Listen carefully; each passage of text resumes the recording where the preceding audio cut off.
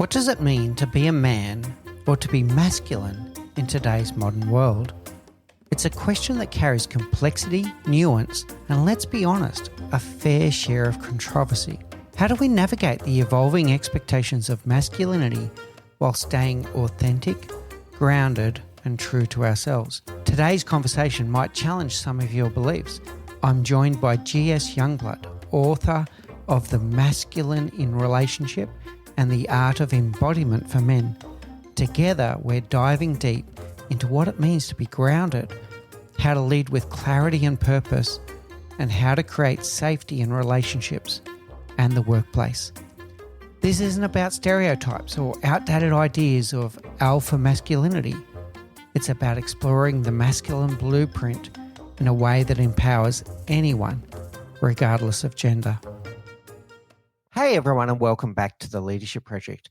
Got a really special guest for you today, and I don't fully know where this conversation is going to go. It's going to be a really interesting one. I'm joined today by G.S. Youngblood. He is the author of multiple books, including The Masculine in Relationship and the Art of Embodiment for Men. So it already sounds quite gender specific, but we're going to unpack a few interesting things. We're going to talk about what is this embodiment, and that can be gender non-specific completely. What does it mean to have embodiment? What does it mean to be an embodied leader in the workplace? And that can be gender non-specific, as I mentioned. But we are going to unpack some of these challenges about the modern definition of masculinity and where it does cause some challenges in the workplace. So it's going to be really interesting. I have no idea where this is going to go.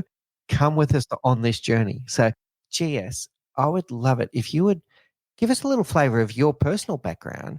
And I'm always interested to know what inspired you to do the work that you do today, this masculine blueprint, this definition of what it means to be a man in a modern world.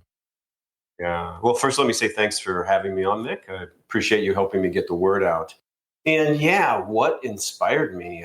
I would say that failure was my fuel for what I do today. And it started with getting divorced about 15 years ago. And like it typically is for most people, it was a very challenging time for me. I was very confused about the situation and what had got us there. What I know is that I'd allowed myself to become very emasculated by the end of that relationship. And what I mean by that is I was just in a mode where I was kind of withholding my truth and trying to dance around issues just to avoid more turmoil and more conflict. And, little did I know that was actually part of the problem, not knowing my own needs and being clear about those needs and my inner emotional state, whether I was upset about something or not. I was just packing all of that in and hiding it because I didn't think I was supposed to do that, or I didn't know how. I didn't feel safe to share. So that's what really motivated me to find a better way after the breakdown of that union. And so I spent the next 16 years now kind of in two tracks. One is studying with a lot of well-known teachers, both in the polarity space as well as other domains as well. But the other track being in relationship with a very powerful woman. She's got a strong feminine, she's got a strong masculine at the same time. And so it was like real life practice, or it is real life practice. And what creates more closeness and connection in relationship, and what puts me in my power versus what are the ways of being that really detract from all of those things in the relationship. So it's like seeing what works and what doesn't with a powerful and feminine woman. And that's been my journey for the last 16 years. And over that time, it coalesced into the framework for what I consider to be a modern masculine, which is the masculine blueprint, which is what I wrote about in the book. And that brings me to today where, as you said, both the books are out, and I'm working with men either on an individual basis or in group settings all the time about how to be in your own power and be more relational with your partner. And so that brings me to today. So thanks for sharing that. Failure is a great teacher if we're paying attention. And it sounds like you were paying attention and you unpacked a lot of lessons from that failed relationship, and it now results in the person that sits in front of us today. We've got to get into some definitions here. What's your definition of masculine and feminine? Yeah. It's such a big question that you ask, because it's so charged. We both know that. It's such a charged topic. And Unfortunately, you say the word masculine and people automatically append the word toxic to that because they think that's what it's become. And usually they think that because they've had maybe a bad experience with quote unquote the masculine. And so, yeah, it's a very charged topic. For me, I set out to define a framework of masculinity that did two things. One, it was very understandable and actionable by the regular guy. Like, we don't need a bunch of theoretical stuff. We don't need a bunch of airy fairy stuff. It's like, no, it's got to be real and applied and maybe not easy to implement in your life, but at least it's fundamental to understand the core of it so it just makes sense. And the other was to fit into a modern world where we're shaking a lot of the gender norms. And so we're not trying to roll the tape back to the 1950s in some definition of masculinity. At the same time, it impacts me negatively when I see people trying to water down masculinity into just be a good person, because it's more than that. And if we can hold these archetypes of masculine energy and feminine energy lightly, we don't have to assign them to a gender. Masculinity does not equal men, and femininity does not equal women. We all have a mix of both. So as we have this conversation, I'm inviting the listener to think of these as energies, which all of us have some mix of that. Now, yeah, men tend to have more of the masculine and less of the feminine in their mix, and vice versa for the women. But it's not a hard and fast rule. So there's no shoulds here. Let's just get that straight. There's no shoulds here. So before I talk about my definition of what I think masculine is, let me just pause there, Mick, if you want to comment on that. Yeah, I think that's the key one I want to go to. You said it's more than just being a good person. What's more to it? Okay. This is the masculine blueprint. This is my offering to the world of what I think a healthy masculine is. And you'll notice that there's no part of it that rests on power over another. It does rest on being powerful within yourself, but not necessarily power over another. So the blueprint has three elements to it. And I'll just give you the short version of it. It's number one, get grounded.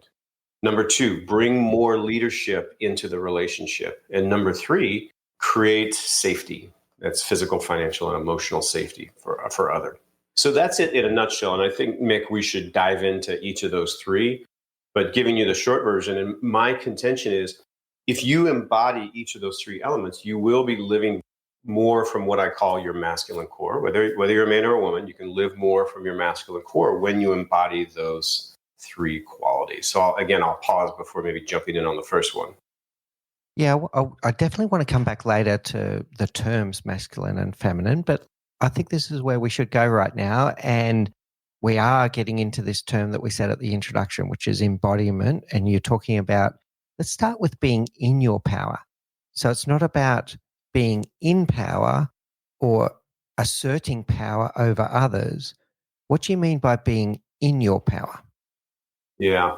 Mick, I want to make an ask here, and that let's start with the getting grounded piece. And the reason I say that is just you can't be choiceful about how you want to be if your nervous system is kind of jacked. And so it really is the foundation of everything. And I always like to start there in the explanation of this. Are you down with that? Absolutely. Yeah, let's go. Okay. And we will get there. I do need to say one more thing before I jump into the first element. What you and I are talking about mostly here is in the realm of intimacy. This is not in our work life. It's not even in our logistical life per se, of, just getting shit done at home with your partner. It's about when you are in the realm of intimacy. And it's when we choose to be in that realm together with our established and consensual partner. That's when this kind of dance of masculine and feminine applies the most. And so if we're talking about paying the bills, it applies less because we're both equally capable of paying the bills, as an example. So I want to narrow this in at first that we're talking about intimacy. Now, you and I we're going to map over how do some of these principles work in a leadership environment in the workplace. We'll get to that. So the first element of this is what I call respond versus react. I want my clients to be able to be responsive to the world and from a choiceful nature rather than a reactive nature. And so this is the quality of a person that has a really settled nervous system. It always starts with the nervous system. And it's about having a certain quality of stillness to you, which leads to what I like to refer to as spaciousness inside of you. Like you can come into the moment of relating with another person and with the quality of spaciousness that allows you to kind of take in what's happening witness your own reactions, and then make actually a choice. How do you want to be in this next moment? And unfortunately, when our nervous systems are jacked, like we're not operating out of choice. We're playing out our wounding. We're playing out the script. We're playing out our habits and our sort of the little defensive compensations that we go into to protect ourselves against some of the natural bumps and bruises of relating with another in intimacy. And so from that place of stillness and spaciousness, then you're more choiceful in how you operate from moment to moment. And so how you respond to somebody, how you gesture, what you say, how you move through space. These are all chosen when you have a settled and grounded nervous system. And what I talk about with men is there's three things you can do to really embody more of this state of groundedness. And number one is you got to know and deal with your trauma. Most of us have trauma, not all of us, but far more than of us have trauma than we think we do. I was like that before I got divorced. I told my therapist, I don't have any trauma. My childhood was great until after about a year of therapy with her, I started to realize, no, I did have some traumatic events. So you've got to deal with that trauma because it'll always just rest inside of you and create more intensity in your nervous system until you get down to it. So trauma is one. Number two is it's really a better relationship with your emotions. And I know it's pretty cliche for like men need to know their emotions more, but there's a heavy amount of truth to that. And what we're doing is telling men they need to know their emotions better. Is we're not trying to turn them feminine, and what we're trying to do is say, no, you can feel deeply, and there is a very masculine way to express, which tends to be more focused, more succinct, and with a really, really heavy dose of personal responsibility about what you do about those emotions. So that's the second thing you could do. And then the third thing that we're going to talk about a lot here is embodiment practice. So embodiment is it's a body of knowledge that relates to different practices that you can do to ground your nervous system. And breathing is part of it, meditation is part of it, movement awareness is part of it. And having a daily practice is the thing that I talk with my clients over and over again. So if you ever hear me speak on any podcast, I'm probably talking about embodiment for at least a quarter of the podcast. So that's the third thing that you can do to really get this grounded nervous system. So the sum total of those three is how I approach getting my clients more grounded. Yeah, really good, Jess. I love this term grounded. And I'm going to immediately say, you said this earlier, this doesn't have to be a man versus woman thing. Any leader can practice the practice of being grounded, and about this difference between reaction versus response, and what Viktor Frankl calls freedom at that point. And you used a really powerful word, which was the word choice. And if we're not grounded, and he talks about having a 6-second gap between stimulus and response, and in that time you're processing. And you spoke about things like trauma. Carl Jung calls it the shadow, all the things from our past that might impact our impulsive reaction at that point. But what we're doing in that 6 seconds is we're taking a breath. This could be part of the embodiment. We're taking a breath. We're processing the emotion. We're not suppressing it. We're processing and regulating the emotion to then think about what response is going to serve me and serve others well right now. And that becomes the choice that you mentioned. We're not then a reactionary being. We're making intentional choices based on what's happening around us. How does that sit with you? Oh, you hit it on the head. And I even have that Viktor Frankl quote in the book. Yeah, and it's so important in all domains of your life. I mean, we're right now, you and I are talking about relationship, but we talked before the cameras rolled that this notion of being grounded absolutely applies to your business world and your leadership. I mean, I mentioned before, I've been in Silicon Valley for over 15 years before I moved into what I'm doing now. And so, man, I know what it's like to be in a meeting and, passions run high, and some people are just like, they're not even letting you finish what you say before they're already jumping in, or they're trying to lead the conversation, but they don't necessarily have that groundedness that makes you really want to trust and believe and follow them. And so this element of groundedness is so important to your leadership. When your people can feel you through your words and your way of being, that's when they start to trust you more. That's when they start to trust your lead more. And so this is very relevant in the intimacy space, but it's also relevant in your working life. So if you want to become more of an embodied leader, if you want to increase your leadership capacities and have people more trusting of you, Yeah, sure, fine. Go to a leadership class, but I'm skeptical that the head knowledge is going to help you. It's being more embodied it's actually gonna help you really become more of a trusted leader. Let me share a personal reflection there. While you're talking, I was thinking about all of the leaders I've had in the past that are truly respected and the ones that I try to model some of my own leadership behaviors on. I don't mimic any other human being, but I try to model my behavior on others where I saw something in them that made me feel valued, that made me feel good, etc.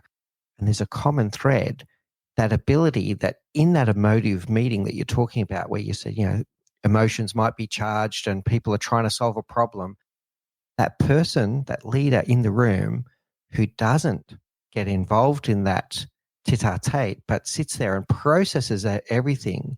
And at the end of what could be a 45-minute debate about a topic, is able to cut through with clarity and go, well, what I'm hearing, team, is this. We need to do this, this, and this. And everyone looks at them and goes, yeah, he's right, or she's right. So there is definitely something about that embodiment, that calmness, to be able to, even if everyone else around you is in a frantic state, to be able to cut through with clarity. Your thoughts? Yeah, and when you do that over time, people naturally start turning towards you, energetically speaking, because they start to realize that you're the rock in the room, whereas everybody else, as you said, is losing their mind. We'll be back after a quick break. Are you a business leader who wants to make a difference in the world? You need more than fluency in strategy, marketing, or even sustainability. You must understand how business interacts with society. Hi, I'm the host of Business and Society with Senthil Nathan podcast. In the 30-minute fortnightly episodes, I promise to bring you the best ideas to develop you as a leader who can help shape business as a force for good. Join me as I discuss with some of the world's leading thinkers to understand the role of business and society. Subscribe to the Business and Society with Senthil Nathan podcast.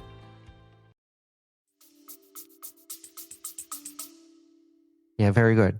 All right, now the second stanza of what you were talking about was to bring more leadership, you said, in the relationship. Tell us more what you mean. I will. Yeah, more leadership into the relationship. I want to clarify what this means because lots of people mishear what I'm actually saying. There's no way that I'm saying men need to lead the relationship because that syntax suggests that there's one leader, which is absurd, of course. What I'm saying is, men, you need to bring more leadership into the relationship. In many cases, their partner is dying for this. What we have in the world, I mean, we've a lot of misogyny, but I see as we all get a little more mature over time, what I'm seeing is more of the rise of the nice guy syndrome. The nice guy syndrome where he doesn't have an opinion. He's always looking to others for like, what's the right thing to do? And he's looking for the safe way through rather than checking in with his own wisdom. And so that's what I'm combating is the nice guy syndrome out there. So we're not saying that you're the leader. There is no one leader. Both people in a relationship bring leadership in different ways. It's just that on balance, if you're really not leading in a lot of the domains of your life together with your partner, then she's burdened with the decision making and the ideation and the direction setting.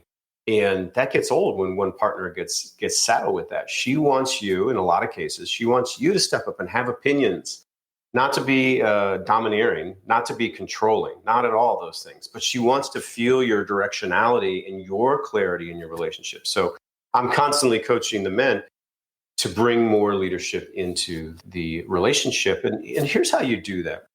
It starts with inner clarity. And a lot of these nice guys, they've got their radar out, they're looking for the safe way. And often they just like figure out what other people want and give it to them because that feels like it'll be safe to them.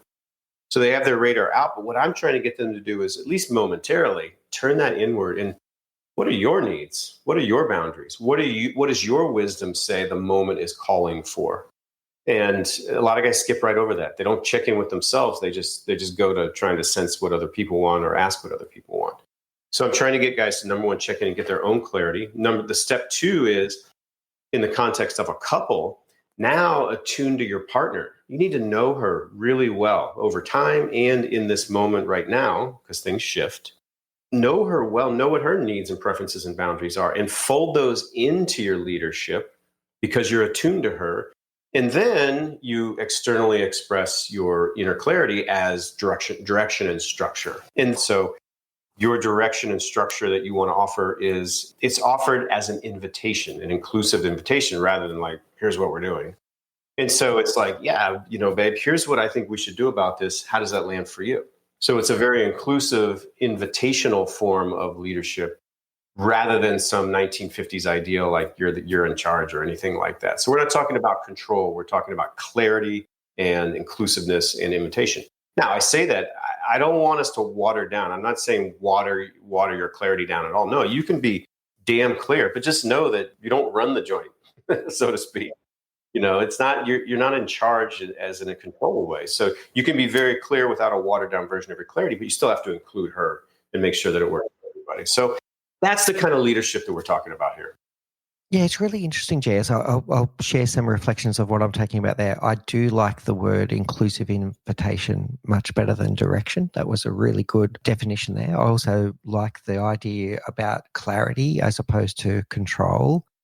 The other thing I picked up was a balanced relationship where everyone's needs are being expressed and accounted for. And I'm hearing a spectrum, and I've got to stick up my hand and say, I think I've fallen into some of the traps that you're talking about, which is the people pleaser tendency and the avoidance of confrontation. I don't like confrontation, and I have some of these tendencies that you're talking about where I might have needs and I don't express them. But then the balance was you taking the time to understand what the other person is looking for, whether it's your loving partner or in the workplace, to understand what does respect look like for them. And I'm going to give a silly one here. This is one I've shared on the show before. I know that my wife particularly likes it when I lock the doors when we're driving down the road. We now have a car that does it automatically, but previously we didn't. I know that she likes it when I lock the door. I couldn't care less. I absolutely couldn't care less. But because I know it's important to her, I show respect to her by doing it. But in return, I need to be expressing the things that I look for, I need. And I think a lot of the times I do suppress that. I become the people pleaser to want to please my wife, and in the workplace please my team. Did I assert, hang on a second, team, no, this is really important to me. And I don't know that I do bring that balance. Mm-hmm. Yeah, it's difficult because we think people want what they want, but more so they want our truth and our clarity and our authenticity. And this starts to bleed into the third element, which is create safety. When you're in a relationship and you're withholding your needs, she's going to feel it. Like her feminine nervous system is going to feel something off and withheld in you. And then she starts to get tentative because she doesn't know what it is, but there's a sense that something's not fully visible and revealed here. And then her nervous system gets tense. So you don't make people happy by giving them what they want. You make them happy by being real, by being authentic about what you need. Now, you don't be an asshole about it, but you're real about it at least. And then from that place of realness, hopefully on both sides, then you figure out what the right thing to do is. And she'll bring some leadership and you'll bring some leadership. So yeah, being clear about your needs is very, very important. I'm so glad that you went here, because that's exactly what was playing in my mind, is around authenticity. And we're going to come back to some of the things you said before about trauma and about who we are, right? So if we think about the self and the ego, the sense of self, but then the persona that we're portraying on the world, has that persona become so watered down that we're not ourself anymore? But the persona is a projection that's the sum of our insecurities, the sum of trauma in our past life, or our interpretation of what society expects of us. So all of a sudden we're projecting something that is an amalgam of our past and our vision of what society expects of us instead of who we truly are. Mm-hmm. Yeah, it's true. We compensate because we can't tolerate the anxiety of other people's maybe disappointment in us or anything in that realm, and so we posture like you just described. And what I would say is, guys, you have to go back to step one here to really combat this. You don't just say, okay, I'm going to be more authentic and have this kind of mental intention to do that. You actually have to go and ground your nervous system so the anxiety that's causing you to be inauthentic is quieter. And so you have to start from the beginning and turn the noise down on the anxiety in your system. That is so super duper important, which is why I wanted to start with that one, Mick, because it really does relate. Your ability to lead clearly absolutely rests upon the groundedness of your nervous system, because you're going to be brave. And leadership, whether it's in the intimate life or at work, it requires bravery, like to call the ball and to disagree with somebody, especially somebody who's maybe they're more senior than you or on the org chart or just whatever. It's hard to do that. And so you do need that bravery, and having a grounded nervous system is absolutely key to that. Yeah, that's really good. And I'm glad that you used the word bravery, because, courage is not being fearless. It's actually taking action despite the fear. So the fear will be there, but if we're grounded, we're ready to take action despite the fear. Yeah, because the anxiety that results from the fear is just turned down a little bit. Somebody grabbed the knob and just turned it down. It's a little bit quieter within your system. This is all about anxiety, what we're talking about here. It's all, if you have high anxiety, you're not going to be relationally skillful and available. You have low anxiety and a grounded nervous system. It's crazy. The world doesn't get easier, but everything just seems easier when your nervous system is more grounded. It's crazy how it works. That's really powerful. And I didn't think of that from a nervous system point of view. But yeah, if you have regulated your body, it's not going to be on supercharge. Right. And imagine yourself how this plays out in the workplace, because we're talking about a leadership podcast here. Maybe the boss is saying, all right, I think we should do this. Or maybe the group coalesces around something and you're like, actually, guys, I don't agree with this. And then they start getting upset with you, and that bravery to be like, okay, look, just hear me out here. And let me tell you why I feel this way. It's not you going like, no, you guys don't understand, like where your voice goes up and you're not in your power. It's like, no, I'm brave enough to go against the grain here so I can stay grounded. My voice can stay in this deeper register rather than having to go high. Guys, let me explain why I disagree with you. And that's a powerful, powerful capacity to have.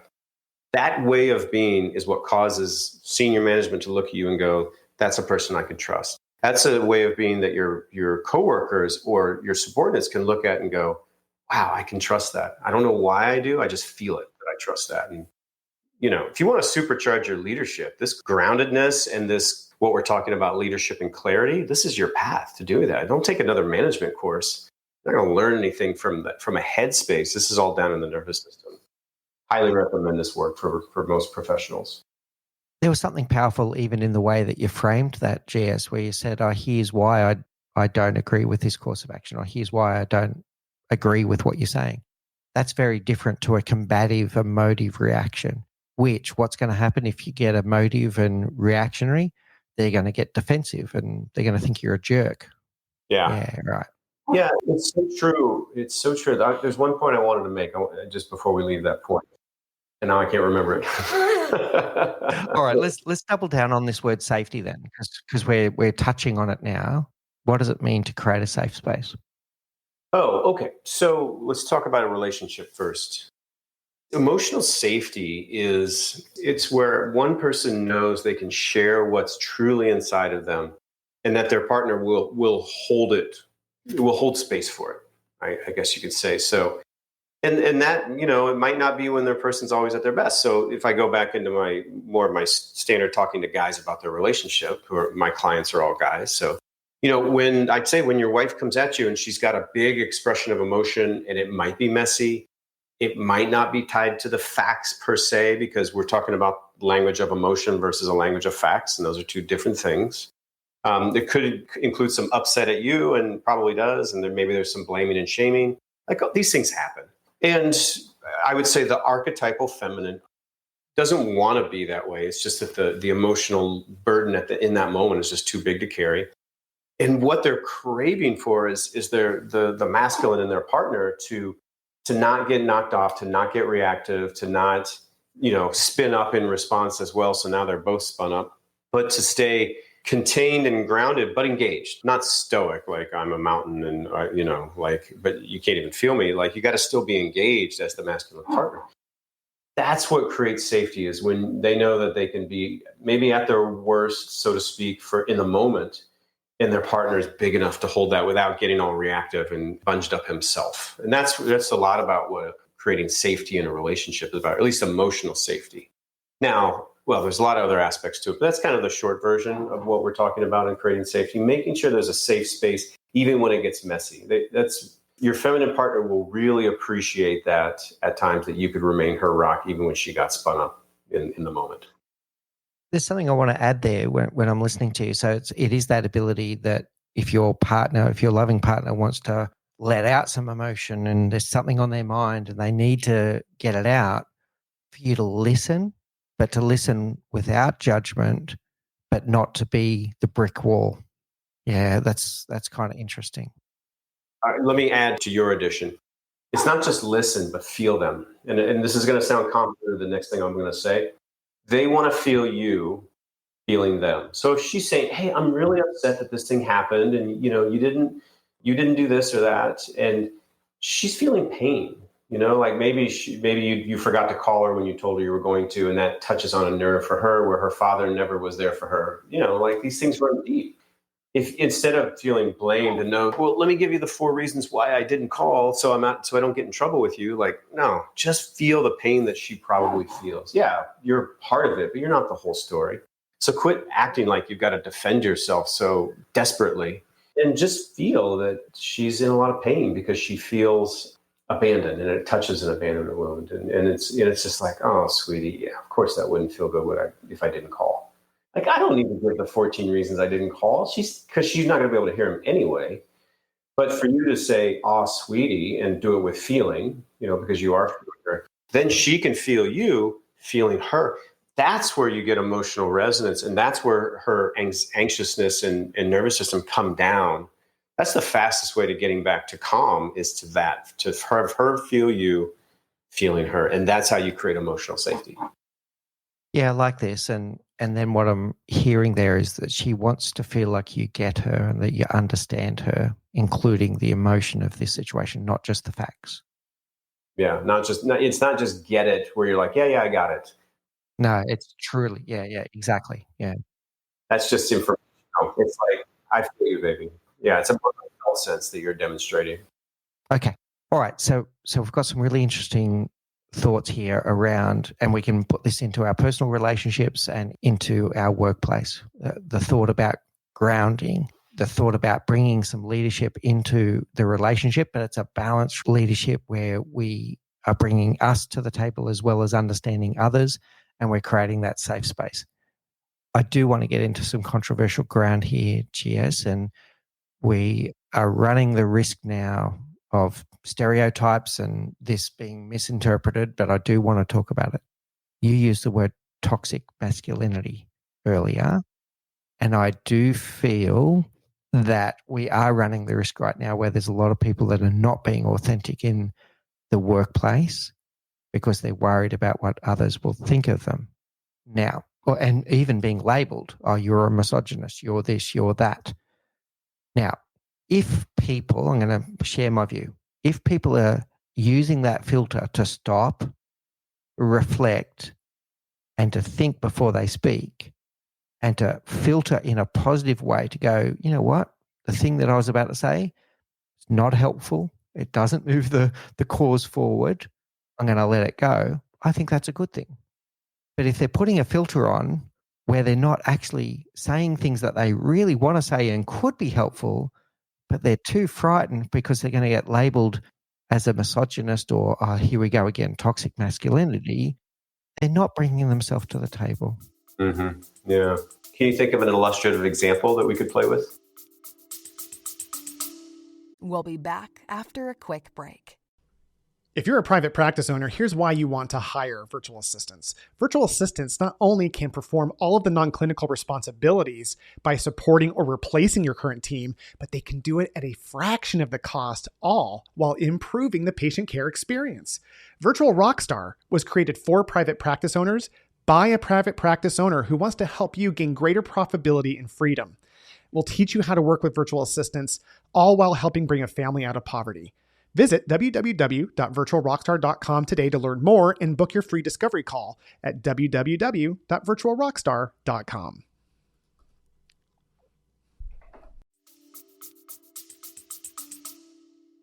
I'm just thinking anything in the workplace where someone might bite their tongue, let's say it could be constructive criticism or constructive feedback, better word, constructive feedback for a female employee, and they're biting the tongue because they're worried, oh, I'm going to get labeled as being unfair, but you're just trying to treat that female employee the same way as a male employee.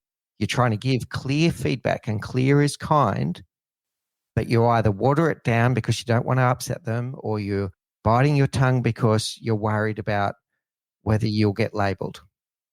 Yeah, for me, it's less of a.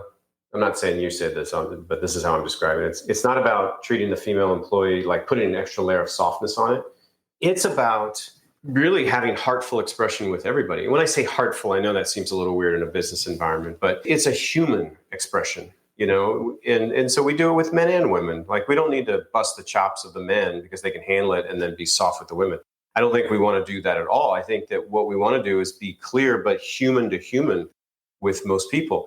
When you're jacked up, and again, going back to the nervous system, you're more apt to kind of slap people figuratively, energetically with your words. And that's where it really comes from, is because you're anxious, and so you come out with a little bit more pokey, I'll call it pokey energy. This is about coming from the heart, which does make a sense in business. I mean, you can't come from the heart. You're not doing a lot of emotionality, but it's coming from a place of just speaking your needs. And it could be like, hey, it's actually a little disappointing that the report's not ready now. We needed that for this meeting, and now we're going to have to reschedule. And obviously that's pretty disruptive for all of us. Like, you can say that's how you want to say it, rather than, where the hell's the report? Like, we needed that. And that's super irresponsible of you. Like, that's a more toxic way to put it, where I wouldn't say toxic masculine, but more the toxicity comes in. So it's not about treating the women with a softer hand. It's about treating everybody with it and being very human, authentic, but human, and not fueled by your jacked up nervous system. Anytime you have any communication fueled by a jacked up nervous system, it's not going to go well. It's going to prioritize like what you want to happen over the connection. And I think that's when we get down to it, that's it, is always prioritize the connection in your communications with others, man or woman. Yeah, I think that's good. And if we have that level playing field then, and just say, yep, this is my model of giving feedback. And the one I use, GS, is situation, behavior, impact, followed by action. And if I just stay to that, it's just, and clear is kind at that point, because if they don't hear it, they can't fix it either. And feedback is a gift. And if you're holding back that feedback because you're worried about what the person will think, you're actually robbing them of the opportunity to learn and grow. And that should be universal between men and women in the workplace. Yeah, exactly. And so any man that's like, oh, I'm holding myself back from this female employee. Like, no, you need to revamp your entire communication methodology, maybe one like yours, so you treat everybody like that. And it works. It's still potent, though. And that's the thing I think this is what I wanted to say before, is we're talking a lot about balance and treating people the same. This in like balanced leadership, this is not about watering down your clarity. Okay, I want to make that clear. We're not turning everything into a namby-pamby democracy. Sometimes it's like, no, we've got to do this, and this is where we're going. Sometimes you do have to call the ball. We're not watering down anything. We're just using that inclusive word a little bit more. Yeah, well done. And it comes down to, what does the situation call for? But we can always be intentional with the words that we use, our body language, everything, to be in our power, to be grounded, to have that presence. Yeah. I would say you started with the words we use. I would start with the energy from which we come.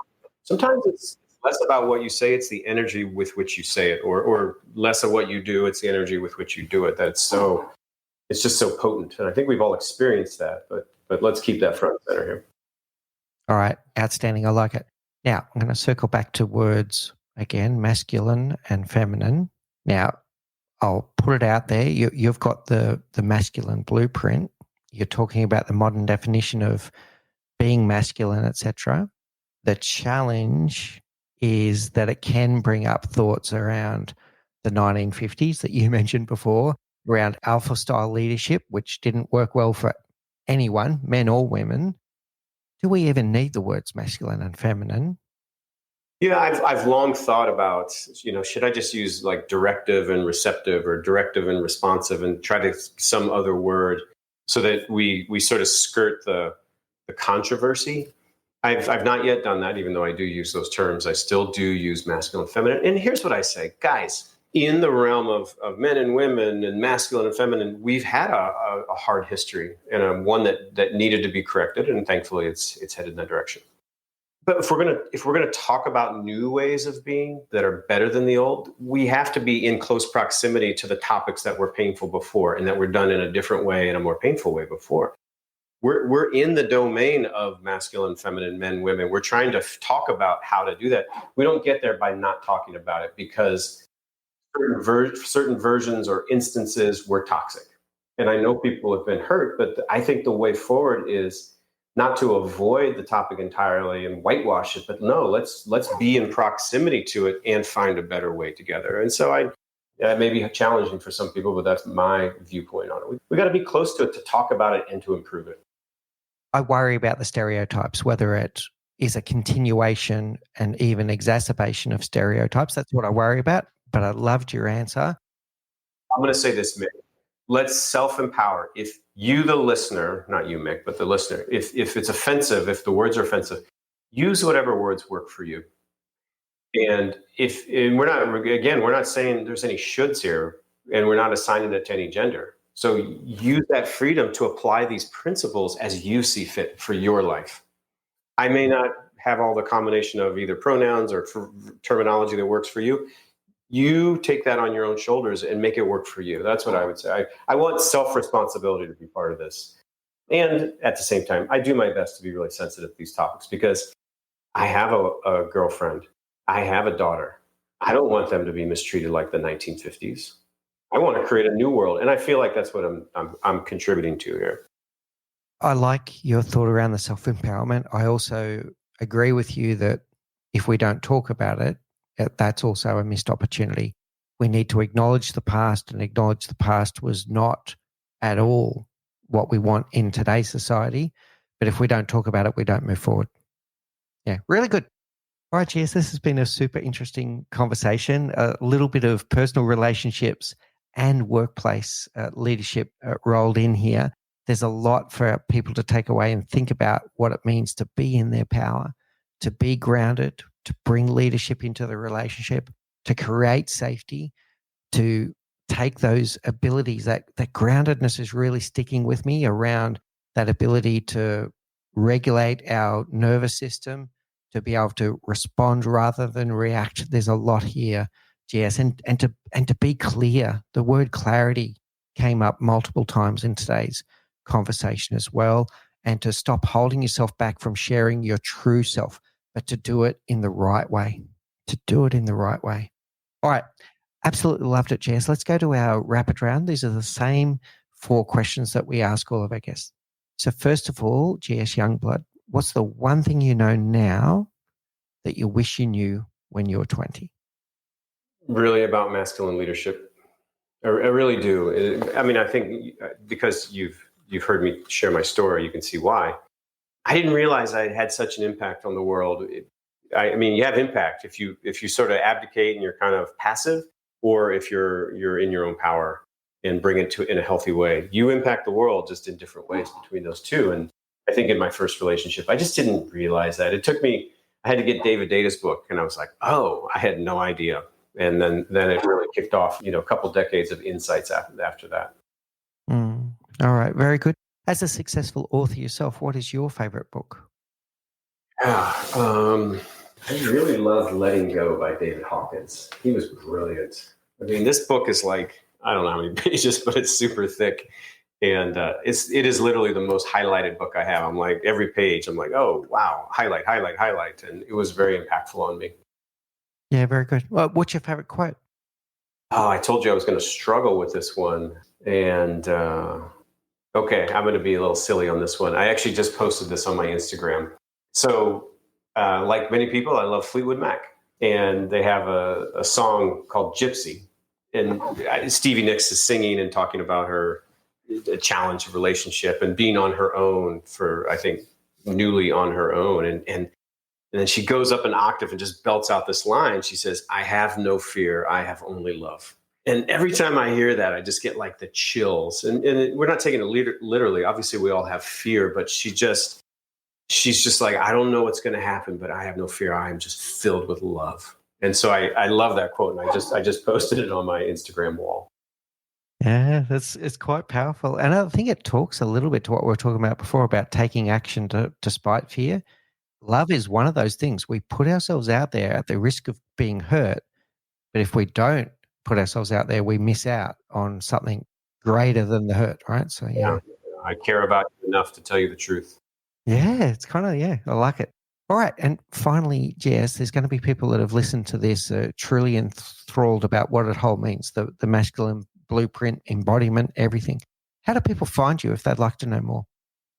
Yeah, easiest way is just go to gsyoungblood.com. And you can see all my coaching and my online programs and my live workshops. I'm giving a live workshop in 2 weeks that I'm very excited about. And if you want to go to Instagram, it's at gsyoungblood, MIR. But the easiest way is to go to Amazon and buy my book, because that gives you the introduction to my work. And I want to say this, so I'll use this opportunity, Mick. It's like, guys, you can't crush it in business if your home life is challenging, if your relationship is really difficult. I know this firsthand. I used to literally go from what was at that point terminal marriage counseling, and I would drive right to my office and I would go in and shut the door, and I was a wreck the entire day because it was such a hard time in my life. So you can't really fully crush it in your business life if your relationship at home is challenging. So I'd say do the relationship work, whatever modality you follow. And guess what? The bonus is, if you at least the way that I would share it with guys, all the grounding work ports directly over into your work life. I can guarantee it, because that's what it was for me. Yeah, well said. And thank you so much for sharing all of that today. I will put the links in the show notes. You've given me a lot to stop and think about. I do say to the audience, please have a good listen to what JS is saying. Make sure you don't misinterpret his intentions here. If you listen carefully here, we're not saying to go back to old ways and alpha male style, etc. We're talking about being in yourself, being embodied, being grounded. These are all things that, regardless of gender, that we can all do. Thank you so much, Jess. Thank you for sharing your wisdom with us today. I've thoroughly enjoyed our conversation. Yeah, you got it, Mick. Thanks for having me on again.